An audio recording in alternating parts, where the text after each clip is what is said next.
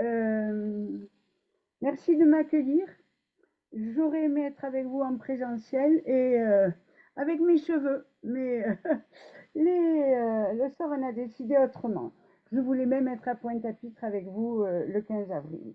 À mon âge, j'ai 73 ans, hein, et à ce point de ma carrière, professeur émérite depuis plusieurs années, je n'ai plus la prétention d'apporter beaucoup de choses nouvelles dans les théories didactiques et autres. J'ai apporté à la science ce que j'ai pu, dans le sens où mon ami Joachim Dodds dit le chercheur est là pour apporter et proposer quelques savoirs et ensuite la société dispose.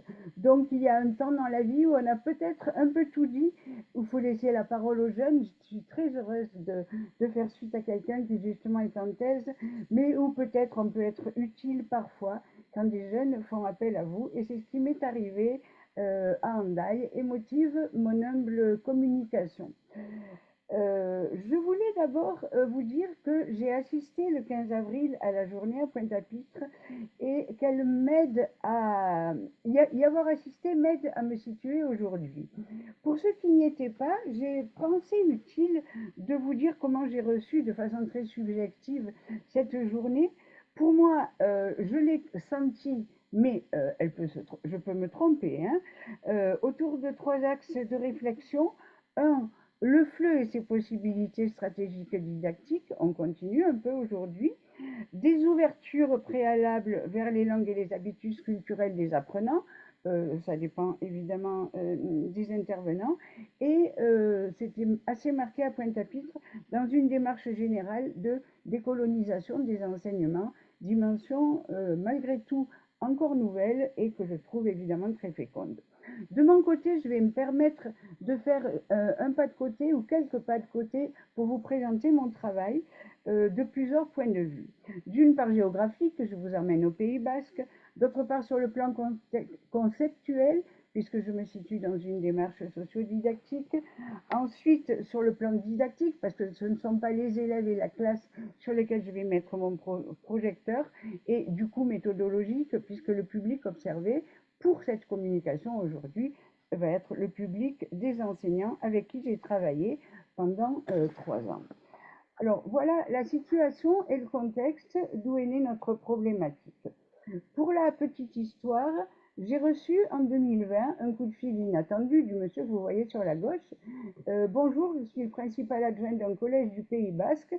J'ai lu vos articles et ouvrages sur la sociodidactique et j'aimerais que vous m'aidiez à monter un projet pour et dans mon collège.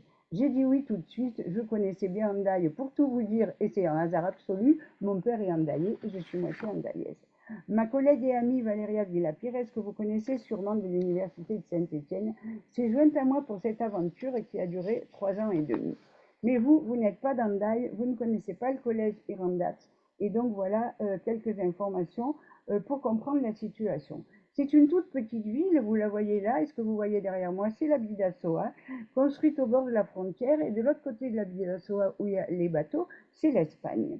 Donc c'est une ville frontalière, séparée simplement par un fleuve, et beaucoup de ponts qui traversent cette Bidassoa. Ma grand-mère faisait ses courses de l'autre côté, comme elle disait, en Espagne, les jeunes vont y sortir le soir et boire un verre. Bref, on a presque une même ville d'un côté et de l'autre de la frontière. Je vous invite à lire le dernier, un des textes de Michel Felten-Palas, dont je vous donnerai la référence, qui s'appelle Le renouveau de la langue basque dans le français dans le monde 447 et auquel vous pouvez vous référer. Le collège lui-même, je vais vite, hein, évidemment. Les quelques 600 élèves reçus dans le collège ont suivi une scolarité hétérogène.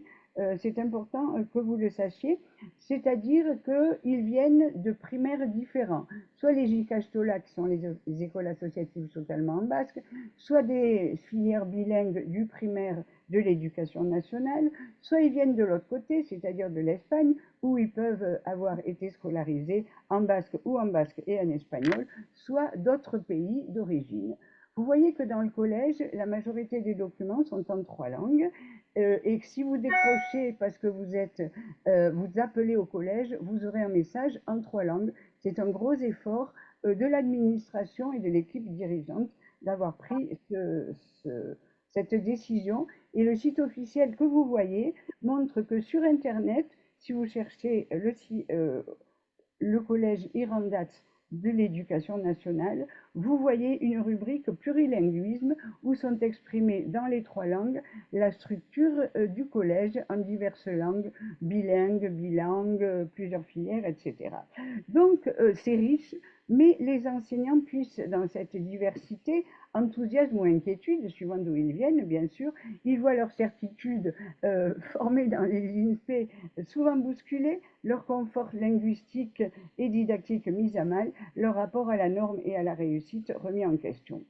La direction s'est alors posé les questions suivantes pour lesquelles l'équipe éducative, surtout portée par le dynamisme de Éric Dispigno que vous voyez ici, avec quelques détails sur la population du collège, des questions importantes qui voulaient intégrer en plus des 3 langues, les langues migrantes, puisque Hendaye est une frontière et il y a beaucoup de migrants de passage ou qui s'installent. Et ils ont fait appel, cette équipe, à la recherche, à des chercheurs et chercheuses, nous-mêmes, ce qui est souvent rare finalement, pour se poser les questions suivantes. Comment concilier les langues de la famille et la langue de l'école? Voilà, vous les voyez ici, mais ce qui est important dans ces 3 questions, c'est l'idée de communauté éducative, c'est-à-dire les questions de la direction dépasser bien sûr la didactique, la classe et l'enseignement, et surtout l'enseignement des langues. C'est l'ensemble de la communauté qui était visée. Et c'est pour ça que cela explique mon pas de côté. Ce n'est pas le français, langue officielle de l'école en France, qui est visé par notre travail, mais la coexistence harmonieuse et positive de toutes les langues du collège, enseignées et non enseignées. Et donc notre petite communauté pendant 3 ans est devenue une espèce de société utopique où on se plaçait sur un plan didactique, interdisciplinaire et aventureux, bien sûr. Nous avons travaillé en 3 étapes. Euh, Grosso modo, hein, une année de mise en route pour se connaître, une année où on a multiplié les initiatives plurilingues dans les classes individuelles, collectives, projets interdisciplinaires, etc. Et une année de bilan qui a permis de faire un film documentaire projeté à toute la population à Hendaye en mars 2024, donc il y a à peine un peu plus d'un an.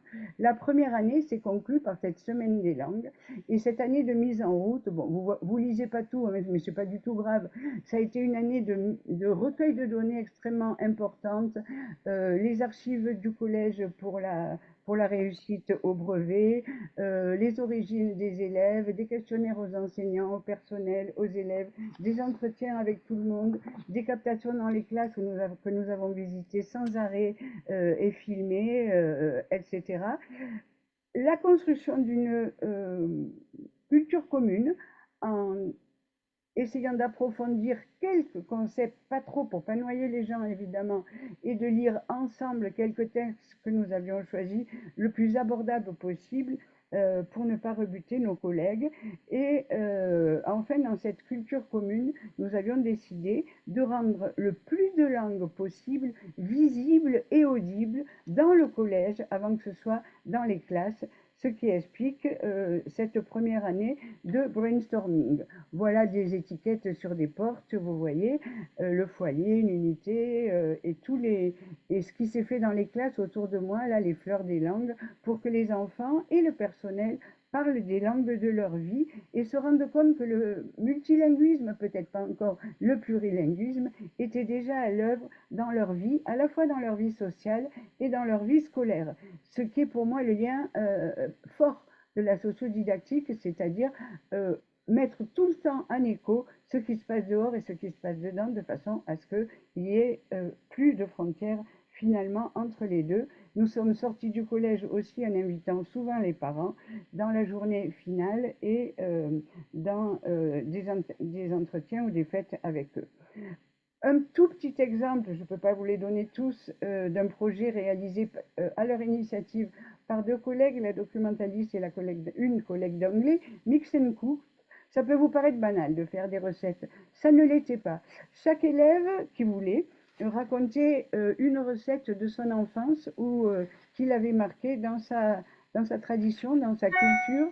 Il fallait l'expliquer aux autres, la traduire, l'expliquer, l'enregistrer pour une émission de la radio interne du collège qui s'appelle Radio Irandats et la proposer aux autres. Ensuite, en faire une exposition avec deux panneaux, un panneau biface, d'un côté la recette et de l'autre côté la biographie langagière de l'élève. Vous voyez ici les origines des recettes et l'ensemble a duré toute une année par exemple.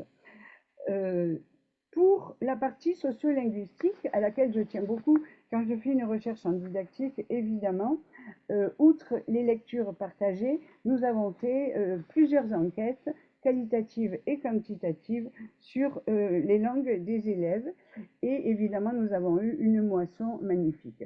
Vous n'aurez sûrement pas le temps, mais évidemment mon PowerPoint est à votre disposition, de lire tous les extraits d'entretiens ou de questionnaires que j'ai sélectionnés, mais parcourir en lecture cursive les réponses que vous voyez projetées vous montre simplement que les élèves, que ce soit parce qu'ils les entendent ou parce qu'ils les utilisent eux-mêmes, vivent tous, quasi tous, sauf 2 ou 3 par classe, pas plus, dans un contexte plurilingue où les langues passent, se comprennent, se mélangent et voir les étonne. Regardez ICA au début, à la fin.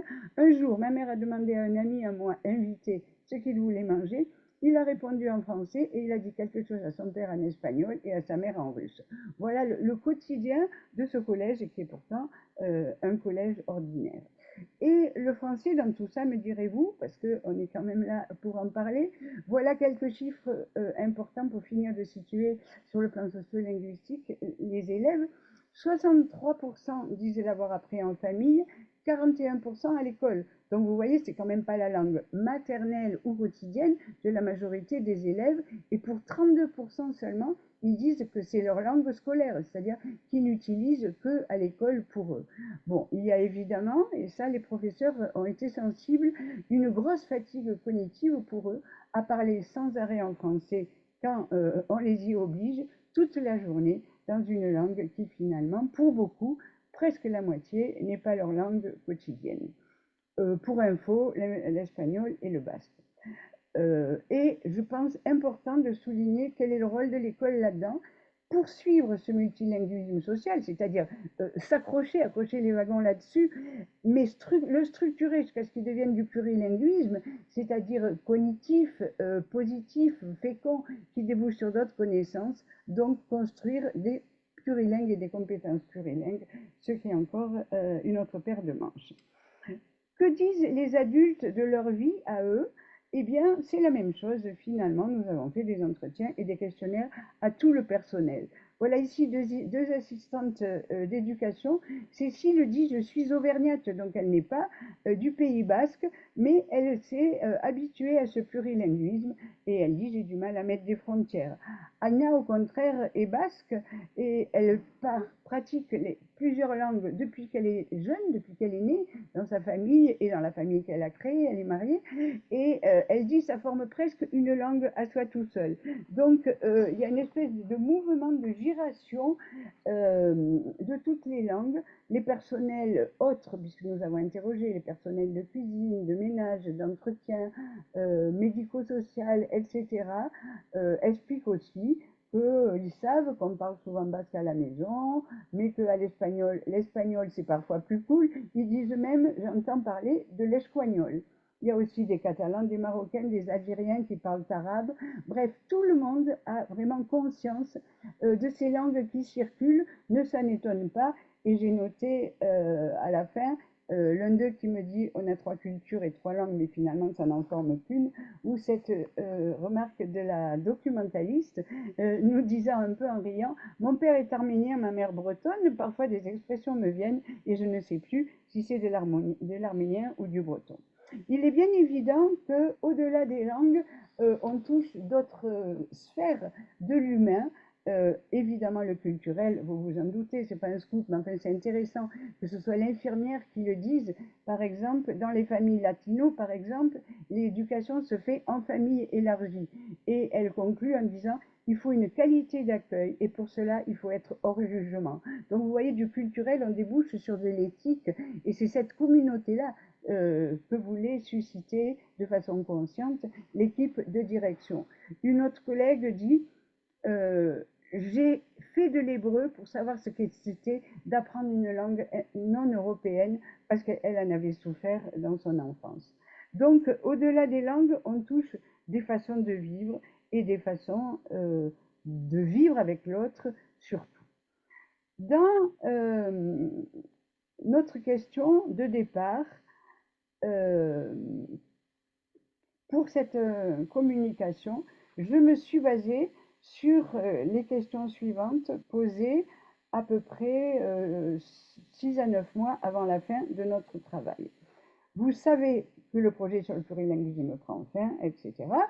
Comment l'avez-vous compris et vécu? Donc, on a fait appel au témoignage des enseignants, à ceux qui le voulaient. L'ensemble était basé sur le volontariat, bien entendu, et aux répercussions que cela pourrait avoir plus tard chez eux, puisqu'on part, et puis c'est eux qui vont évidemment porter le flambeau, si flambeau il y a.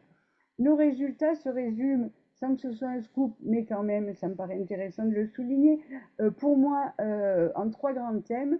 D'une part, il existait déjà des pratiques que j'appelle clandestines dans les classes plurilingues, toutes les langues intervenaient, mais les gens n'osaient pas le dire. Deuxièmement, maintenant qu'on les affirme, il y a un besoin d'être rassuré à la fois par la science, ce que nous avons fait, Valéria et moi, et par l'institution, ce qui est notre paire de manches. Et enfin, il y a un vrai enthousiasme, au moins dans les témoignages que j'ai recueillis, pour la suite. Alors, quelques exemples, vous ne lirez pas tout, ce que vous pouvez, je vous dis, mon Pépé est à votre disposition, sur des pratiques qui existaient déjà. Une collègue dit avant, on se servait déjà de plusieurs langues, mais on le faisait en douce, on croyait qu'on n'avait pas le droit. Un autre ajoute, on se disait, si un inspecteur passe, je vais me faire critiquer. Ou, en fait, disait un prof de SVT, on a déjà fait plein de choses dans ce sens, et cela montre que la nécessité didactique, l'écoute des élèves fait qu'on ne peut pas faire du monolinguisme dans une telle situation. Ensuite, une des professeurs de basque dit cette expérience n'en est pas une, elle veut dire j'ai déjà fait ça. J'ai toujours vécu avec 3 langues, ce n'est pas un handicap, c'est un travail du cerveau, pas un savoir. Donc vous voyez, c'est à un autre niveau que cognitif, métacognitif, évidemment, que se pose peut-être notre action. Deuxième thème, maintenant on ose les montrer, c'est pratique. La collègue d'anglais, qui est néerlandaise par ailleurs, dit maintenant je m'organise, je fais le pont entre les langues, on voyage avec les mots, ils migrent comme les gens. Et elle imagine des disciplines enseignées dans toutes les langues en passant de l'une à l'autre pour les élèves, alors que c'est quelque chose dont nous n'avions pas encore parlé. Un autre témoignage de la collègue d'anglais qui dit avant je ne me le permettais pas, maintenant je fais la même chose qu'avant, mais en plus systématique.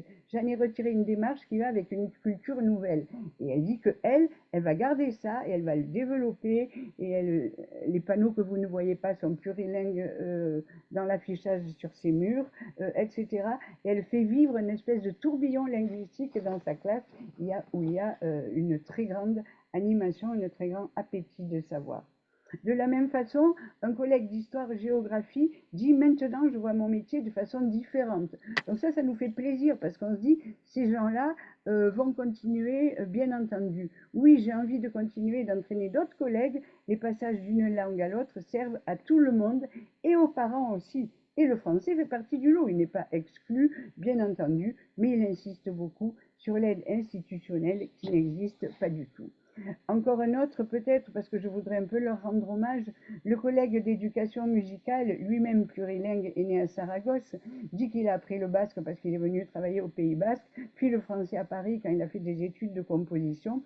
Et ce qui me fait plaisir, c'est surtout la fin. Je pars enseigner en Polynésie, où il m'écrit depuis un an, et je vais essayer de voir comment les langues sont utilisées, toujours se donner les moyens de vivre dans nos langues. Donc voilà, ça fait des petits, vous voyez. La collègue de physique-chimie est était déjà dans cette giration, puisque elle fait partie d'une association, Euskal Babel, le Babel basque si vous voulez, où on s'intéresse aux migrants. Et la diapo d'après montre un livre qu'ils ont fait en recueillant des paroles de migrants. Donc on voit qu'on fait écho à des choses déjà là, mais qu'on encourage, et finalement l'encouragement institutionnel et scientifique est important, bien entendu, pour les gens de l'éducation nationale. Pour terminer, nos deux mêmes assistantes d'éducation qui disent on essaie d'inventer une espèce de langue un peu universelle, et en disant que j'y étais, les Ukrainiens arrivaient, comme ça a été difficile, mais en même temps, elles ont trouvé le moyen d'accueillir ces Ukrainiens par le biais d'autres enfants qui parlaient russe, qui parlaient anglais, etc. Donc il y a une espèce d'enthousiasme pour l'avenir. Cela s'est montré dans un projet final qu'ils ont choisi de faire autour du tremblement de terre qui s'était passé d'abord en Turquie, comme thème pour faire un projet interdisciplinaire où tout le monde a vu qu'à travers les langues, on pouvait travailler sa discipline et enrichir et faire des échos avec les autres, les élèves et les parents et les enfants ont beaucoup apprécié ce dernier travail. C'est ainsi que la collègue de SVT dit on a débloqué des barrières, on se sent mieux, on va continuer.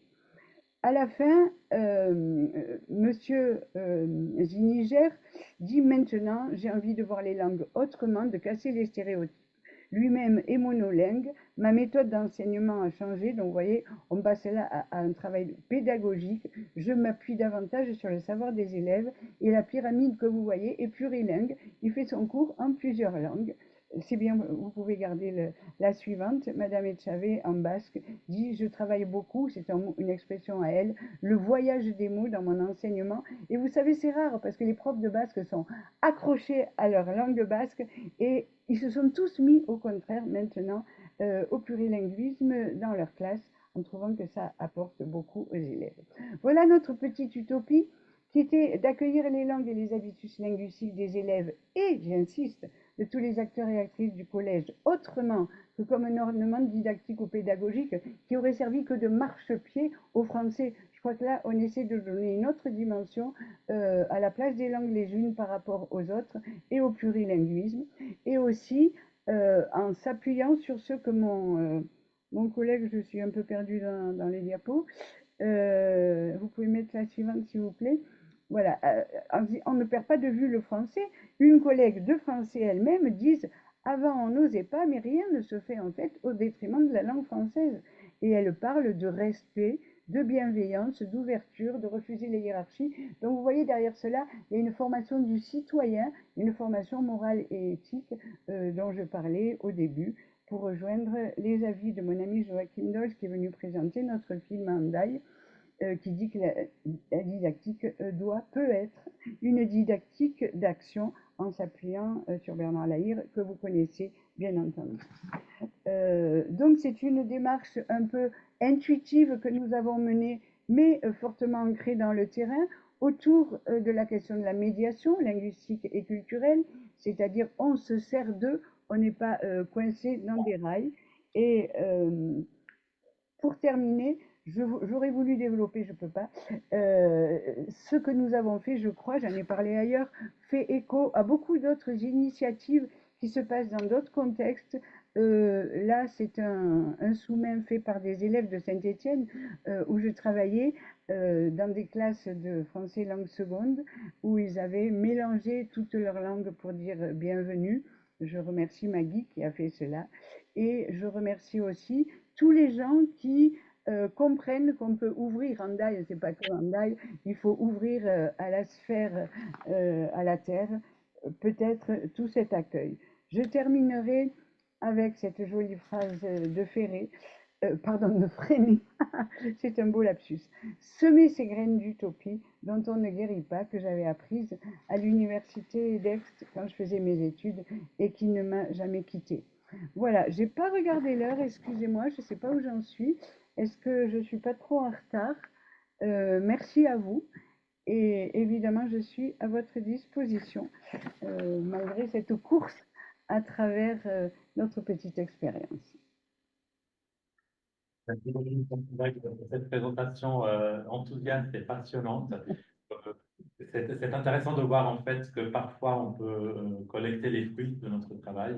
Ce que je relève aussi dans cette présentation, c'est la demande hein, qui vient de l'institution, ce qui est assez rare à trouver. Et puis, bien évidemment, cette utopie qui, à l'origine, n'est pas seulement une idéologie, mais plutôt un lieu. Hein. Le mot utopie a le mot lieu en grec. Et si vous voulez, les espaces pluriels, les espaces plurilingues, c'est peut-être un bout d'utopie où on peut essayer parfois de réaliser certaines choses. Donc, merci infiniment pour cette présentation. Nous avons le temps pour une question. Est-ce qu'il y a des questions dans la salle ou en ligne? Emmanuel, toujours prête? Toujours très- Allez-y, vas-y. Merci beaucoup, Marielle. Effectivement, très enthousiasmant tout ça et ça fait plaisir à voir. J'ai néanmoins une question. C'est les enseignants qui parlent finalement. Enfin, j'ai pas l'impression que les enfants évoquent le mélange des langues. Tu nous l'as plutôt montré du côté des enseignants. Mais du coup, ma question, c'était dans tout ce projet, quelle place pour les effets du contact? Parce que dans les pratiques de tous ces élèves plurilingues et dans cet univers, j'imagine bien qu'il doit y avoir aussi des formes hybrides, des choses, des langues qui se combinent dans les pratiques. Et du coup, parce que quand par exemple tu as la fleur des langues, tu as différentes langues, mais qu'est-ce qu'on fait des énoncés où finalement se mêlent les langues, où on observe des effets du contact en fait, entre les langues? En fait, il y a eu, enfin, il y a deux volets peut-être un peu à ma réponse. D'une part, constater, faire dire qu'il y a des mélanges. Bon, c'était déjà important pour nous, hein, parce que dire, c'est déculpabiliser aussi, et les élèves l'ont fait dans des entretiens dont je ne vous ai pas parlé.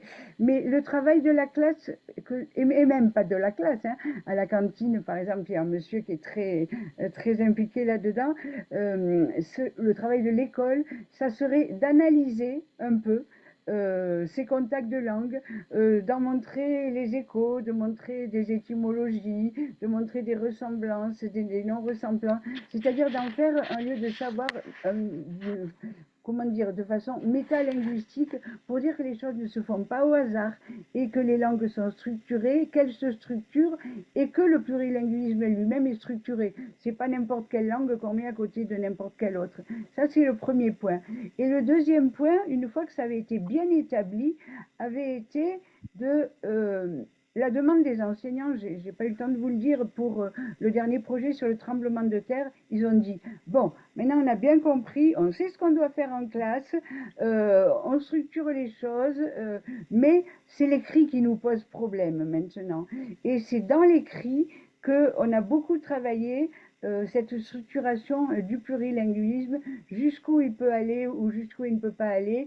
Est-ce qu'un écrit monolingue est préférable? Enfin, tu vois, disons que c'est vers ça qu'on voudrait aller, parce que finalement, c'est souvent que l'oral qui est mis en valeur dans ce genre de situation.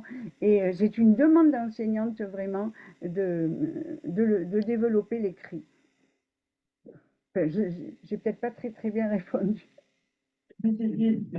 Merci, Marielle. Merci beaucoup. Alors, nous sommes en train de préparer la présentation suivante. Du coup, nous avons le temps pour une autre question. S'il y a une question dans la salle ou en ligne.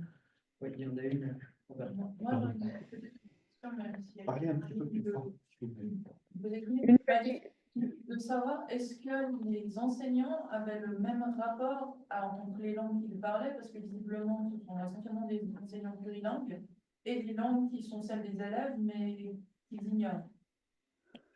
non, il est évident que dans leur tête, il y a quand même encore des hiérarchies de langues, soit de langues parlées, ils ne parlent pas avec la même déférence du poitevin que parle une enseignante ou de l'anglais, et ils ne parlent pas non plus de la même façon euh, des langues enseignées dans le collège officiellement, les trois officiels plus l'anglais, l'allemand, l'italien, etc., et de langues qui passent comme passent les élèves. Donc, on n'est pas du tout arrivé, mais je ne sais pas si c'est un but, euh, à une vision égalitaire de toutes les langues. Est-ce que je réponds à votre question? Parce que je n'étais pas sûre d'avoir bien entendu. Oui, je pense que c'est très bien. Mais en fait, ça a ouvert des questions. Et à la salle des profs, j'entendais qu'ils en parlaient. Et ils ont parlé de leurs expériences personnelles dont ils pensaient qu'elles n'étaient pas intéressantes et qui finalement le sont. Le chemin est long, hein, 3 ans, c'est rien, évidemment. Bon, pour mon enthousiasme et mon utopie, j'ai jamais su travailler autrement. Merci beaucoup pour la présentation. On vous a très bien entendu. Donc, toute la technique nous a suivis. Merci beaucoup. Et merci à vous pour la technique.